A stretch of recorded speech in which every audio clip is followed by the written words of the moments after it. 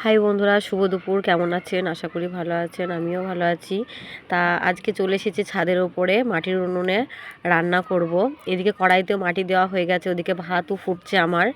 তা কড়াই বসিয়ে দিয়েছি, এদিকে কড়াই গরম হয়ে গেছে, এদিকে আমার টমেটো সব কিছু কাটা রেডি করা আছে।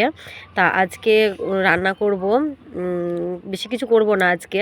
আজকে শুধু মাংসটাই করব। তা মাংসতে আমি আলু দেব না, কারণ আলু দিলে আলু দিবা না, আলু দিলে মিষ্টি হ্যাঁ, হয়ে আচ্ছা যায়। ঠিক আছে বাবু, আমি আলু দিচ্ছি না। আলু দিলে মাংস মিষ্টি হয়ে যায়, যার জন্য আজকে আমি আলু দেব না। আর আজকে ছাদে বসে খাবা? হ্যাঁ মা, ঠিক আছে, তুই তাড়াতাড়ি যা, কলা পাতা কেটে নিয়ে আয়। ঠিক আছে, চানটাও করে আসি। হ্যাঁ, চান করে কলা পাতা কেটে রেডি হয়ে তাড়াতাড়ি চলে আসো তুমি। হ্যাঁ। তা এদিকে তো মাংস হলুদ দেওয়া হয়ে গেছে, সব কিছুই দেওয়া হয়ে গেছে। মাংসটাকে আমি ভালো করে একটু ভেজে নেবো তেলে, হলুদ লবণ দিয়ে। তারপরে আমি মশলাটা দিয়ে দেবো, দেখতেই পাচ্ছেন বন্ধুরা। তা সাধারণ যেমন ঘরোয়া রান্না হয় আমি সেরকমটাই করছি। জানি না আমার রান্না, আমার ভিডিও কেমন হয়, ছাড়ি।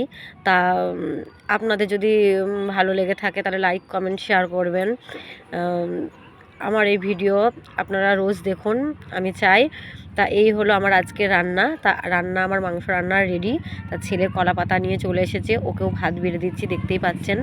তা ছাদের ওপর বসেও আজ ভাত খাবে, কারণ আমি আজকে একটু বলেইছি ও বাবুকে যে আজ রোদে একটু বসে ভাত খাই ছাদের আর ওপরে। খুব ভালো হয়েছে মাংসটা, খেতে টেস্টি হয়েছে মাংসটা, গ্রেভিটা খুব সুন্দর।